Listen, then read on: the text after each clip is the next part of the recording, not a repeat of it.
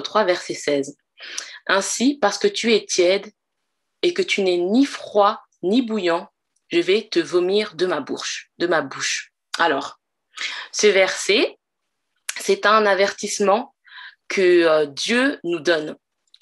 Il cherche à nous mettre en garde euh, par rapport à la tiédeur.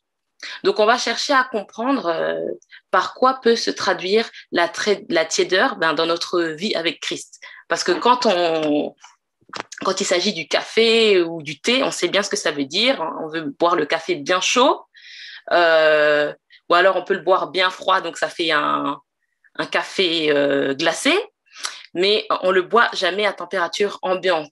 Mais qu'est-ce que ça peut vouloir dire, ce verset-là, dans notre vie avec Christ? Donc,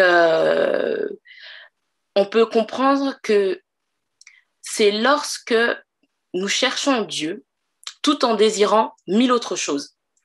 Lorsque notre relation avec lui est empêchée par l'argent, le péché, nos activités diverses, nos sports, nos addictions, que ce soit aux réseaux sociaux, à l'alcool, à la drogue, nos addictions aux écrans.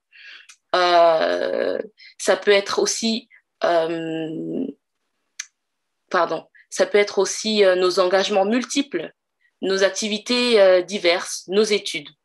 Tout ça, ça peut être des choses qui nous empêchent d'approfondir notre relation avec Dieu et qui peuvent faire qu'on devient tiède. Toutes ces choses, lorsqu'on les prend individuellement, elles sont bonnes. Mais assemblées et mis bout à bout dans un quotidien parfois qui est bien chargé, eh bien, ça devient comme un frein qui nous empêche de vivre une vie saine et qui porte des fruits devant Dieu. Et là, à ce moment-là, on devient comme tiède. On devient comme tiède. Alors, on va prendre aussi le contraire. Qu'est-ce que ça veut dire finalement alors être bouillant, être brûlant dans notre relation avec Dieu? Quand on est brûlant dans notre relation avec Dieu, ça opère des changements dans notre vie qui sont radicaux.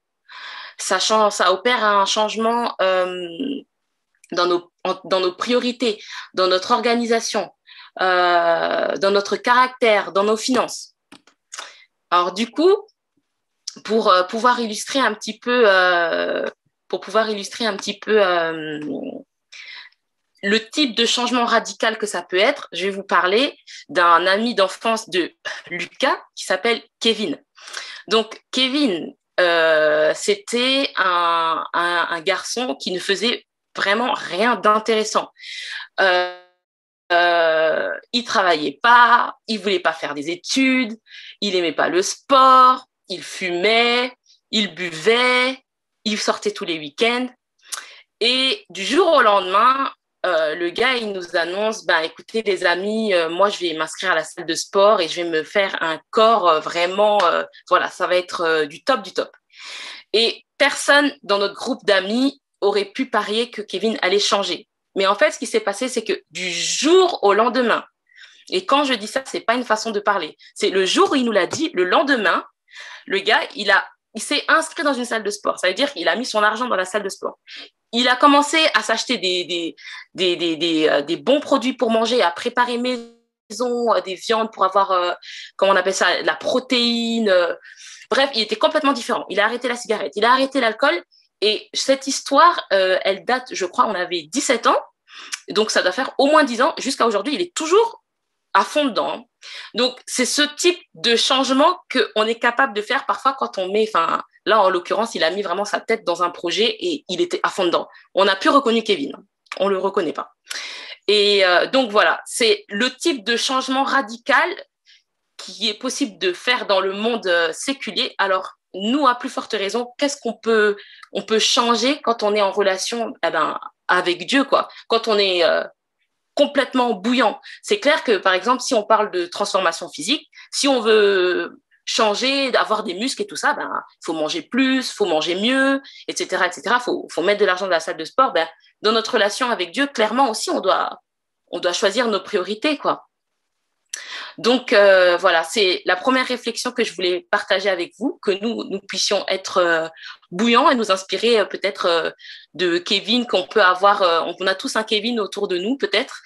Et peut-être que nous-mêmes, nous sommes des Kevin pour des thématiques qui n'ont rien à voir avec Dieu. Donc, inspirons-nous peut-être de Kevin sur ce point-là.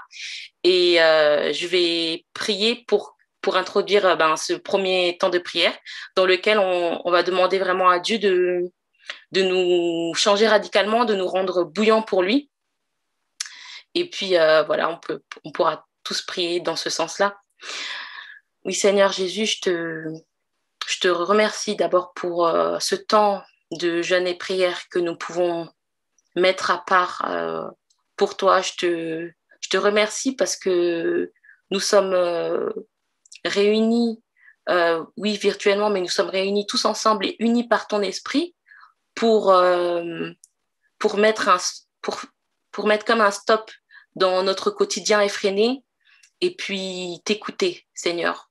On prend ce temps pour t'écouter, pour nous repentir aussi, Seigneur, et changer radicalement. Nous ne voulons pas le faire par nous-mêmes, Seigneur, et nous ne voulons pas le faire pour des raisons inutiles, mais on veut faire ça pour te plaire, pour te ressembler davantage, Seigneur.